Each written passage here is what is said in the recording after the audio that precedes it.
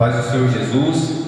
Vamos para mais um estudo da Escola Dominical, a quarta aula. O tema aqui da aula é como saber a vontade de Deus. Aí colocar aqui no rodapézinho aqui embaixo do tema, até que enfim uma lição sobre isso, né? Então deve ser por causa que nós muitas vezes não costumamos conversar, debater sobre como saber a vontade de Deus, né? Não se tem muitos estudos sobre isso. Então acho que por isso que colocaram esse rodapézinho aqui embaixo do tema. O texto áudio dessa lição é Salmos 23, do versículo 1 ao versículo 4. Eu vou ler aqui Salmo 23, do versículo 1 ao 4. Diz assim: O Senhor é o meu pastor, nada me faltará. Ele me faz repousar em pastos verdejantes, leva-me para junto das águas de descanso, refrigera-me a alma, guia-me pelas veredas da justiça, por amor do seu nome. Ainda que eu ande pelo vale da sombra da morte, não temerei mal nenhum, porque tu estás comigo, o teu bordão e o teu cajado me consolam. Então nós vemos aqui um salmo de Davi, que ele emprega não somente figuradamente a imagem de um pastor, como também de ovelha, né? Ou de um discípulo, de um guia, de um mestre, mas no sentido não somente de ele querer algo de Deus, mas também de Deus estar conduzindo e querendo algo dele, né? Então, o objetivo dessa lição, irmãos, né, a lição como saber a vontade de Deus, o objetivo é que nós devemos saber que Deus não nos desamparará na busca por orientação e que nós devemos confiar em seu amor sempre presente.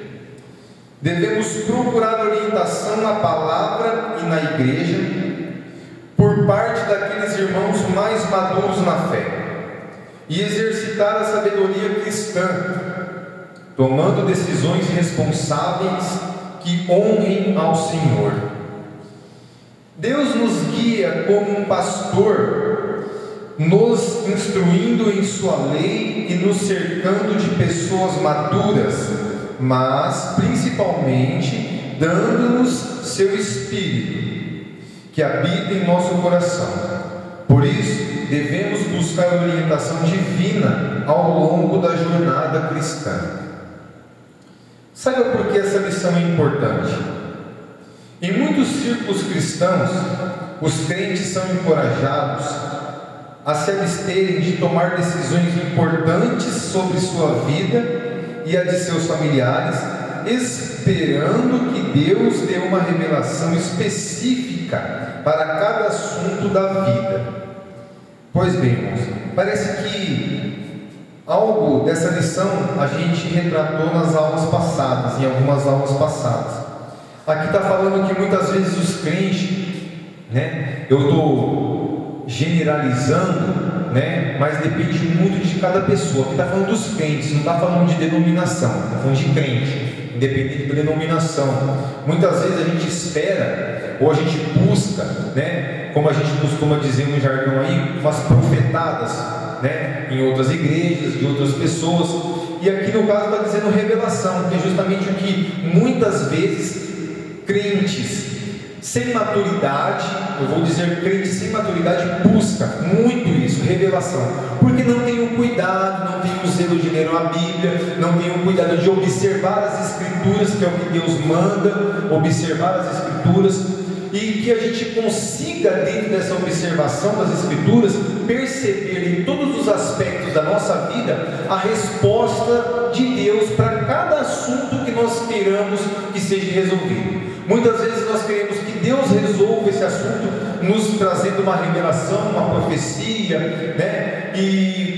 uma manifestação de um anjo, de sonho, e nós não temos a princípio o zelo, a responsabilidade de buscar na Bíblia. Porque, como um breve debate que tivemos hoje a respeito disso, Deus falava com os homens, né, os servos dele antigamente, diretamente. Depois teve a lei, mas mesmo assim ainda Deus nas suas decisões, os homens com as suas decisões, Deus falava através do Urim, do Tumim. E depois que a Escritura pelo Espírito Santo foi toda planejada, toda arquitetada por Deus, Deus permitiu que o Espírito Santo nos iluminasse. Então é na Escritura que está as respostas. A princípio, como saber a vontade de Deus? Eu te pergunto, a princípio, como saberemos qual é a vontade de Deus para a nossa vida? É a santificação, é a vontade de Deus. A vontade de Deus para o homem é a santificação, né? Sem a qual ninguém verá Deus. Agora, quando você quer tomar uma decisão, quando você quer saber se você ocupará essa vaga no emprego, como você sabe se aquela mulher, se aquele homem é para ser o seu cônjuge, se é hora de você ter um filho, se é hora de você mudar de casa, mudar de cidade, então mudar de igreja, né? Então todas essas decisões que nós devemos tomar, a princípio, nós poderíamos seguir simplesmente um conselho. Qual? Toda decisão ela tem que honrar a Deus. Toda decisão tem que estar conforme os princípios bíblicos. E um grande desses princípios para as nossas decisões é honrar a Deus, é ser santo nas nossas decisões, né? Tem um livro inteiro falando sobre as nossas decisões do cotidiano, que é Provérbios, né? Eclesiastes também fala bastante disso, mas Provérbios fala muito das pequenas coisas e de muitos dos assuntos que nós temos no nosso dia a dia, para que nós possamos ter aquela mesma atitude, né? Então, se a gente conseguir ler o livro de Provérbios, todos eles, nós seremos menos enredados, né, pelas nossas más decisões que possivelmente podemos ter. Elas não vão tanto nos deixar mais indecisos às decisões. O que eu devo fazer? Como que eu devo agir? Né? Então muitas vezes a corrupção toma conta, né? O engano, a mentira, a falsidade, e nós agimos errado nas nossas decisões. Então, como saber a vontade de Deus? A vontade de Deus é a santificação, é o relacionamento com Ele, com Deus, é nós termos sabedoria na palavra de Deus, buscar a sabedoria na palavra de Deus, e reciprocidade no conselho, um aconselhamento mútuo. Os mais maduros, até quem não é tanto maduro, mas teve uma experiência, e aquilo pode te ajudar a tomar uma decisão, porque na multidão de conselheiros há sabedoria, né? Se a gente ler os provérbios, a gente vai ver tantas respostas para nossas causas do dia a dia. Então, relacionamento com Deus, sabedoria na palavra e uma reciprocidade no conselho, né? Uma amizade entre os irmãos verdadeira, né? Aquele amor fraternal, de família entre os irmãos. Isso ajuda muito na hora de alguém tomar uma decisão, né? Então a gente tem que saber verdadeiramente como entender essa vontade de Deus para nossas vidas.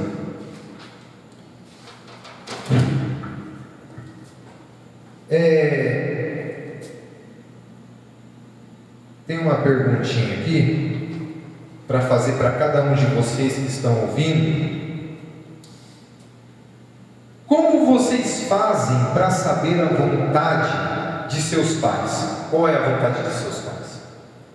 Ou dos seus superiores do trabalho? E dos professores da faculdade? Ou como cidadãos? O que fazem para saber o que é lícito, né? O que é permitido e o que não é?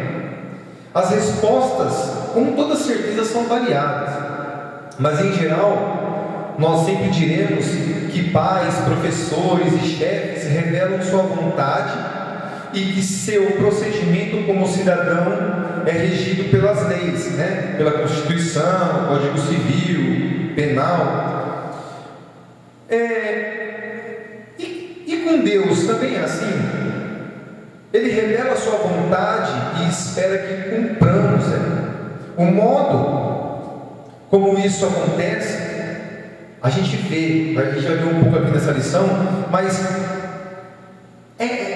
é igual como a gente tem que saber a vontade do nosso pai, a vontade do nosso superior, a vontade do nosso irmão. Como que o seu pai fala para você que ele quer algo, a vontade dele? Meu filho, eu quero que você faça isso. Ele fala para você, ele expõe para você. O seu patrão, ele em determinado momento, para quase todos, o seu patrão, ele explica, ele determina aquilo, ele impõe aquilo como uma regra. E Deus também faz assim como o pai, e faz assim também como o patrão faz. E nós temos que ser mansos, submissos, para poder responder à altura essa obediência. E no Código Civil não precisamos nem falar, porque Deus deixou leis para nós, né? Na Constituição nós também temos que ser regida por essa Constituição. Agora eu falei aos irmãos, o irmão tem uma vontade, o irmão quer que algo aconteça, ele queria que você tanto ajudasse, né? E a gente muitas vezes não conhece a vontade do irmão, porque nós temos que ajudar o nosso irmão, não é? Nós não somos irmãos, nós não somos uma família. Então, dessa mesma forma, Jesus deixou vários exemplos de humildade, de que quem quer ser maior que sirva, quem quer ser maior no reino do céu seja o menor na terra, né? Ele deixou um exemplo lá nos pés dos discípulos e disse para nós sermos servos uns dos outros. Então nós devemos procurar, quando se trata de um irmão, procurar saber qual é a vontade do irmão. Não satisfiz a vontade do irmão, mas a vontade real, de necessidade, o que o irmão precisa, qual é a urgência, a emergência do irmão naquele momento. Nós temos aqui 4 itens, né? O número 1 diz assim: um guia na vereda da justiça. Explore a imagem de ovelha e pastor, né, contida no Salmo 23. Somos ovelhas de Deus e Ele não permite que vaguemos por este mundo sem orientação.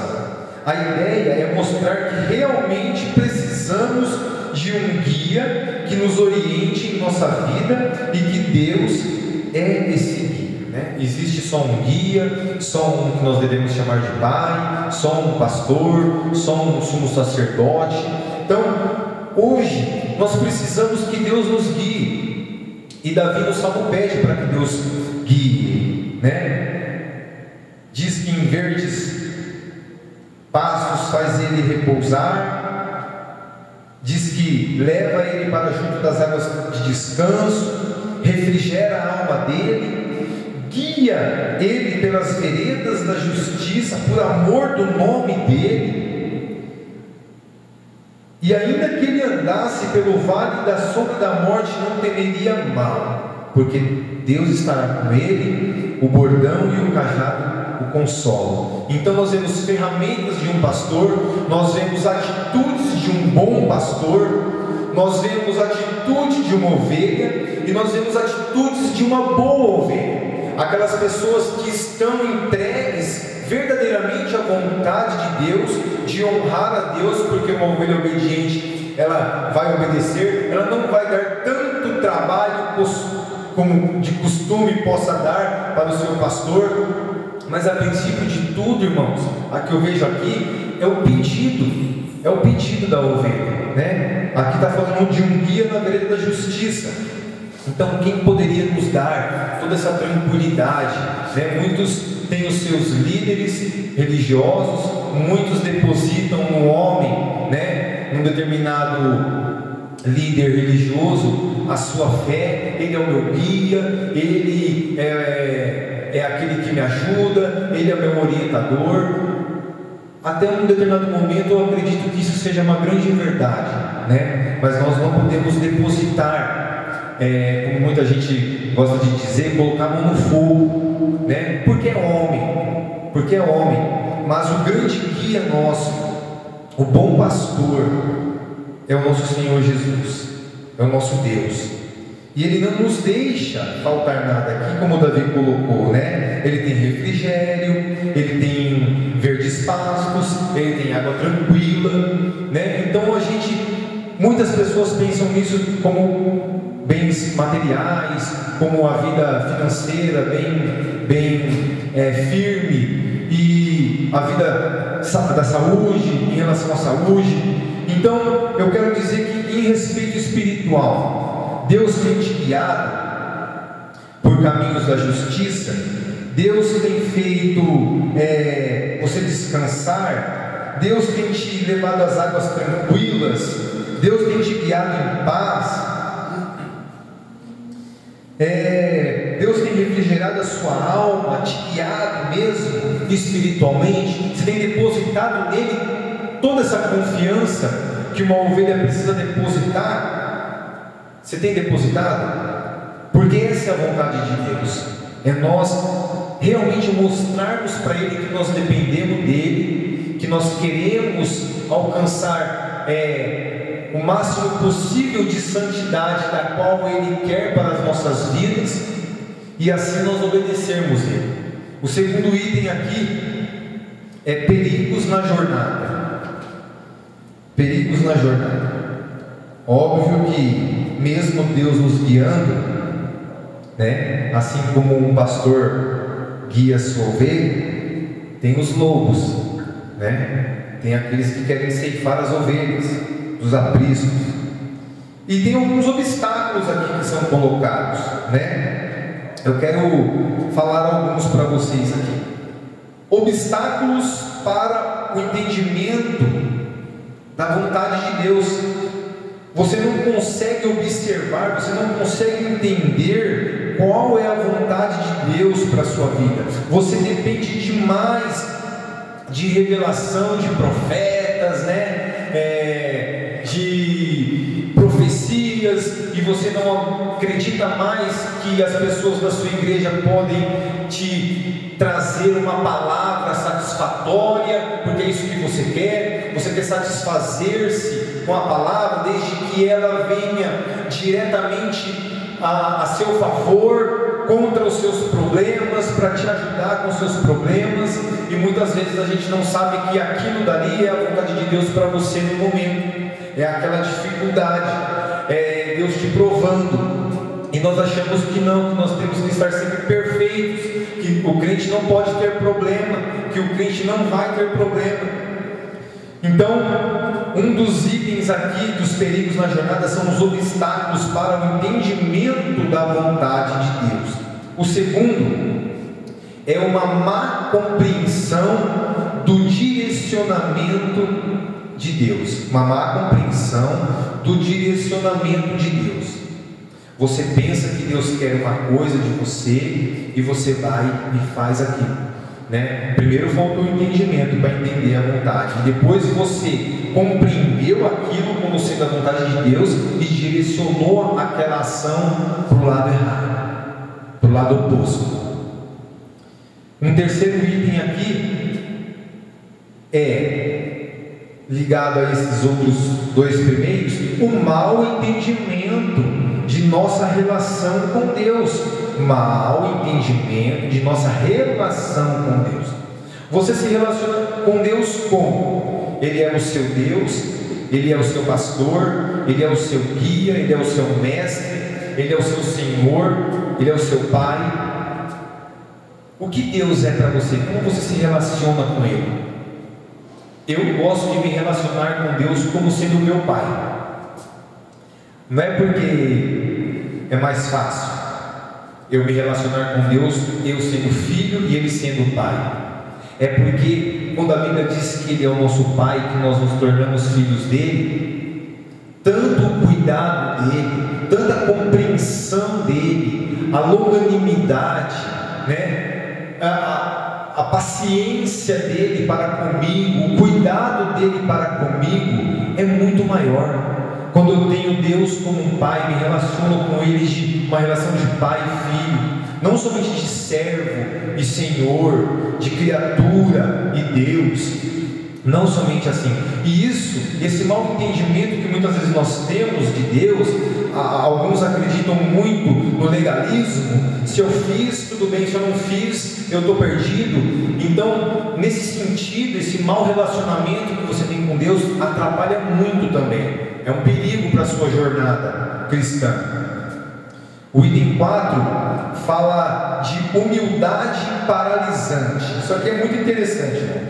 Humildade paralisante, que nos impede de discernir pessoalmente o que fazer, se não houver uma revelação direta de Deus. Como assim? A humildade paralisante, uma humildade que eu tenho a tal ponto que me paralisa, né, que nos impede de discernir pessoalmente o que fazer, se não houver uma revelação direta de Deus. Se Deus não me revelar, eu não consigo fazer. Eu sou humilde o suficiente para esperar Deus me falar, e você vai esperar sentado, porque muitas vezes, irmãos, Deus requer que você observe a palavra, seja instruído na palavra, seja um grande estudante da palavra, e assim você consiga, dentro da santidade que Deus concedeu a você, dentro da espiritualidade que Deus concedeu a você, dentro da maturidade que você está alcançando, responder por si só, não precisar. Você saber que você pode ter um emprego, porque você deu um diploma falso. Você está precisando de um emprego, você foi lá e pediram um diploma falso. Não, pediram o seu diploma. Você ainda não tem o seu diploma. Você não está cursando ainda. Vamos dizer o diploma do ensino médio. Você ainda não terminou de estudar. Então pedindo lá para você o diploma. E você vai fazer o quê?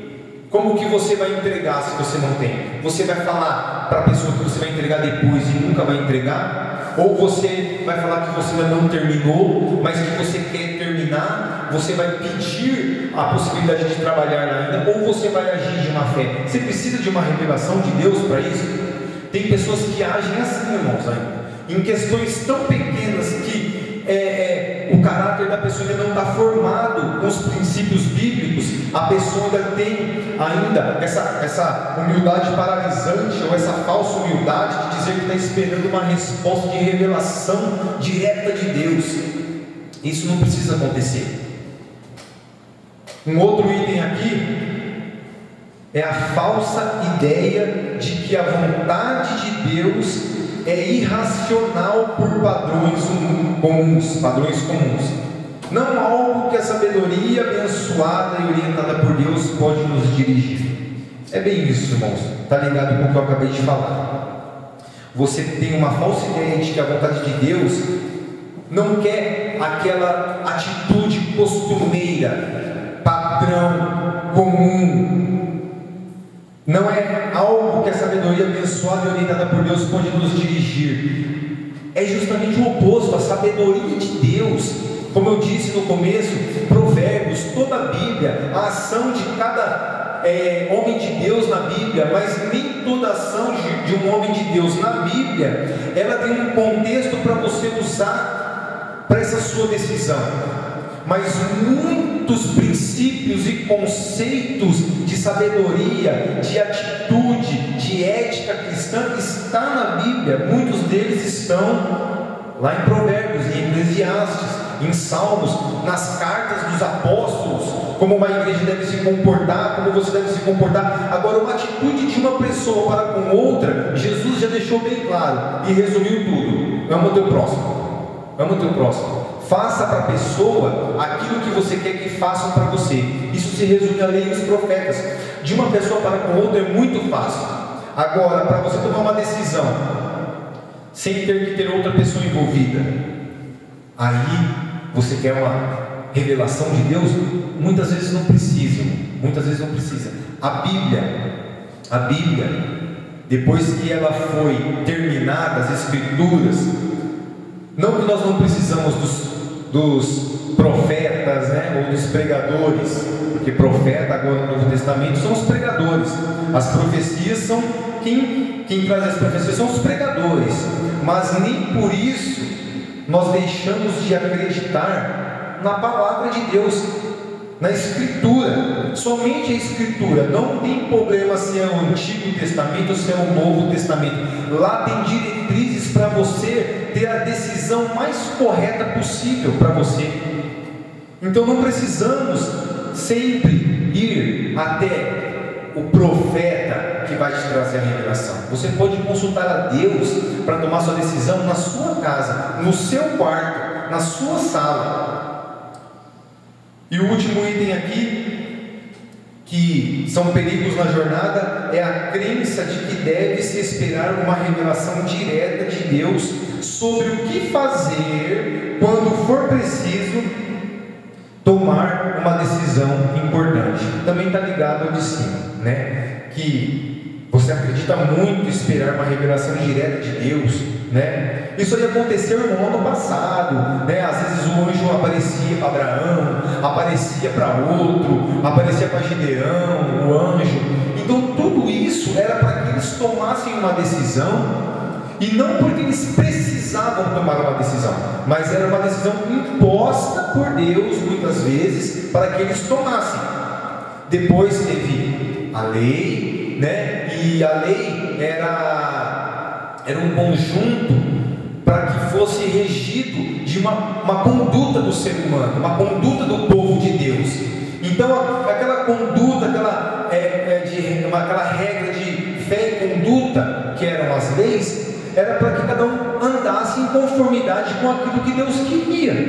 E depois veio o Novo Testamento, veio Jesus falando do Evangelho, veio Jesus edificando a igreja, e depois vieram os apóstolos, veio a doutrina dos apóstolos para as igrejas, como que nós devemos nos comportar. Tudo ali, aquilo ali é um regimento para as nossas vidas, as atitudes que devemos tomar. E muitas vezes nós passamos desapercebido, nós queremos somente revelações, somente profetadas, somente isso, somente aquilo, mas não queremos nos dedicar a observar a palavra de Deus. E é realmente isso que Deus quer para nossas vidas. O terceiro item aqui é trilhando a jornada com sabedoria. Tem umas perguntas. São duas perguntas que eu quero fazer aqui e deixar para que vocês possam refletir. O terceiro item é trilhando a jornada com sabedoria. Primeira pergunta é: os princípios bíblicos servem como instrumento do Espírito Santo para orientar nossa vida? Está pedindo para explicar. Os princípios bíblicos servem como instrumento do Espírito Santo para orientar nossa vida. Irmãos, é o que eu falei até agora. Tudo aquilo que nós vemos na Bíblia, não somente o amor a Deus acima de todas as coisas e o amor ao próximo, mas porque só o amor a Deus e o amor ao próximo não te ajuda a tomar uma decisão na hora de você ser corrompido, te ajuda na hora de você roubar alguma coisa do seu irmão, te ajuda você a amar a Deus e amar ao próximo? É óbvio. Mas você muitas vezes se lembra de na hora de pedir um emprego, você não usar daquele artifício que eu disse, de um diploma falso? Te ajuda você a amar a Deus e amar ao próximo? É lógico que te ajuda, mas muitas vezes nós nos esquecemos disso, nós passamos desapercebido, nós não sabemos que nós podemos prejudicar alguém. Quem realmente necessita de um emprego? Nós necessitamos do emprego. Se eu estou sendo injusto antes de entrar nesse mesmo emprego, será que lá na frente eu vou ser justo no emprego? Será que eu não vou prejudicar alguém dentro desse trabalho? Então, por causa de um erro que nós cometemos, muitas vezes é qual? O de esquecer de amar a Deus, o de esquecer de amar ao próximo e de observar a palavra de Deus, sem precisar muitas vezes de uma profecia, de uma revelação.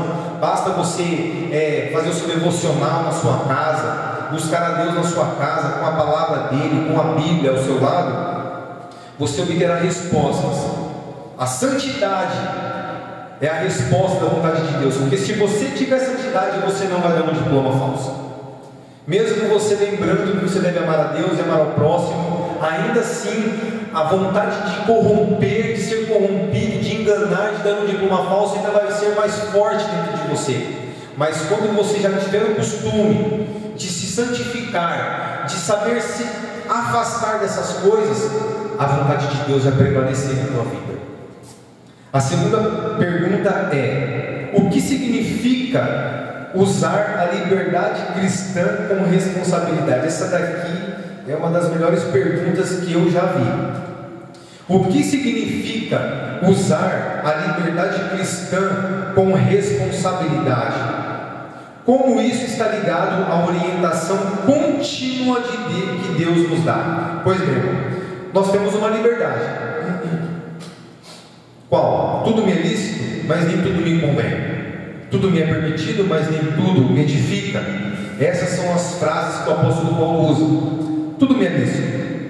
Há coisas que eu posso fazer dentro dessa liberdade cristã que nem todos os membros, pode ser o novo convertido ou até o mais que tem mais tempo de conversão, não importa, e ele não aceita muitas coisas. Algumas coisas são tradições do homem, são tradição que ele trouxe dentro da igreja. Criou-se dentro dele um evangelho e ele trouxe aquilo com ele, mas na verdade é tradição de homem. E muitas coisas me é lícita, né? Eu posso trabalhar no sábado, segundo a Bíblia, segundo o nosso entendimento. Eu posso comer carne de porco, segundo o nosso entendimento. Mas tem pessoas que não aceitam isso, que não aceitam. Mas a Bíblia diz que essas pessoas são fracas na fé. Mas eu posso ir mais adiante, mas se eu falar isso dessa forma, eu posso estar prejudicando a mente do irmão. Então não é por causa que eu como ou que eu trabalho no sábado que eu tenho que expor para todos. E isso eu estou falando, mas não estou falando porque nós fazemos ou porque eu acredito que isso seja, mas eu estou dizendo que há coisas que você pode fazer, a sua liberdade cristã te permite. Você não pode simplesmente expor para outro que não aceita, para você não ferir a consciência do teu irmão que não aceita, e assim ele também não vai te julgar condenado. Isso que a Bíblia fala, é isso que o apóstolo Paulo fala. Em Coríntios também ele diz isso. Agora, como isso está ligado à orientação contínua que Deus nos dá?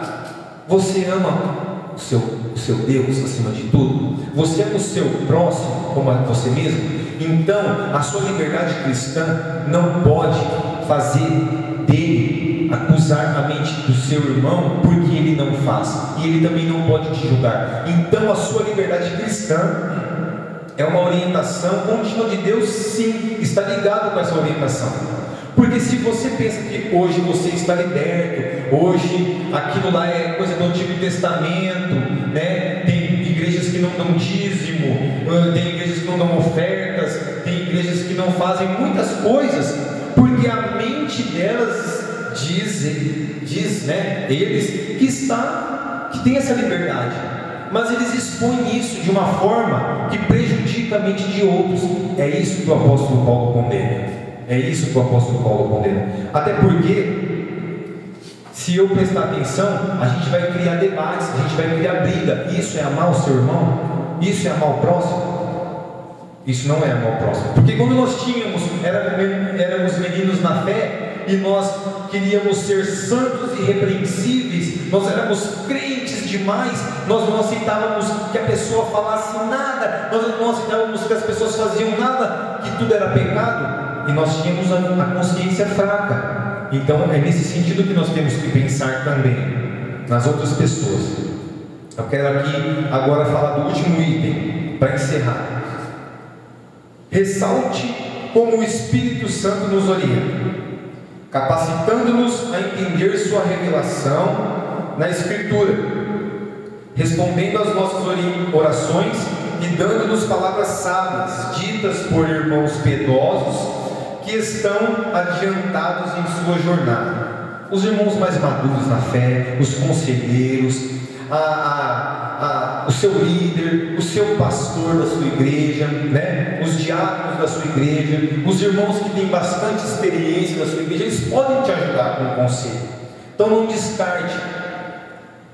Para encerrar na conclusão aqui, como conhecimento sem prática não demonstra sabedoria, né? Conhecimento sem prática não demonstra sabedoria.